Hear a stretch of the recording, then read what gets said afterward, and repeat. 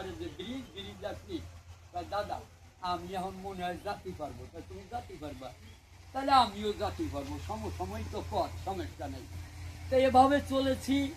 রজনী শ্রীপুর থেকে যখন আসলাম খরচের থেকে, ওই দিন পিয়ালদাস মশাই ছিলেন, ওনার বক্তব্য শুনলাম। ওনার বাড়ি হলো মামুদপুরে। তো পরে দুইজন একসঙ্গে আসলাম, আমাদের বাড়িতে অবস্থান করলাম, এক জায়গায় শুয়ে রলাম। যা হোক অনেক কথোপকথন হতো, কিন্তু আমি একজন মূর্খ মানুষ, মানে আমার জীবনে একটা প্রশংসাপত্র অর্জন করতে পারি না। এই যেটুকুন আলোচনা করি এটা আমার মা এবং বাবার আশীর্বাদ আর আপনাদের মতো ভক্তির আশীর্বাদ। আমার মনে হয় বিশ্বজোড়া পাঠশালা মোট সবার আমি ছাত্র, যেহেতু আমি একটা প্রশংসাপত্র অর্জন করতে পারি।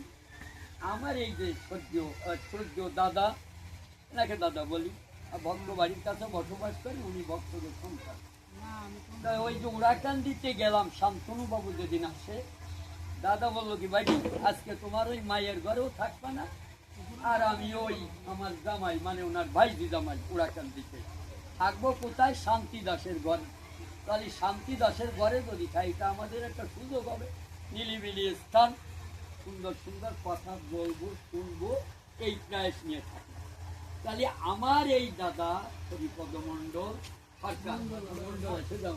এই হরিপদ দার কাছেও এমনি ভাবে যতটুকু সময় কাটিয়েছি, এই হরিকথার মাধ্যমে আমি ছিলাম, থাকতাম। আজকে আমার দুঃখের বিষয় বলতে হয়, যেদিনে বহুগ্রাম সূক্ষ্ম সনাতন ধর্ম সভায় আলোচনা হলো না সম্পর্কে, ওই দিন আমি সভাতে উপস্থিত ছিলাম না। আমি ওই দিন ছিলাম হলো ওই মাদিরখানে, তার আগের বুধবারে ছিলাম হলো জয়পুর। তো পরে বাড়িতে যখন আসলাম শুনলাম যে ওনার শারীরিক খুবই অসুবিধা, অসুস্থতার ভিতরে আছে। তাই মনে ভাবলাম তাহলে আগামী বুধবারে যাব, এটা মনেও করলাম। কিন্তু একজন বলল কি আজকে তো আমাদের ইন্দুহাটি বটতলা বহুগ্রাম মিলাদিন সভা, পরে যান। ওই দিন আর আসতে পারলাম না। যদি ওই দিন আসতে পারতাম তাহলে হয়তো ওনার সঙ্গে একটু কথা হতো বা ওনাকে জীবিত অবস্থায় দেখতে পারতাম। কিন্তু পরের শুক্রবারে, বৃহস্পতি বুধবার গেল, বৃহস্পতি কার্যান্তরে আসি নাই, শুক্রবারে জানতে পারলাম উনি ওনার দেশে চলে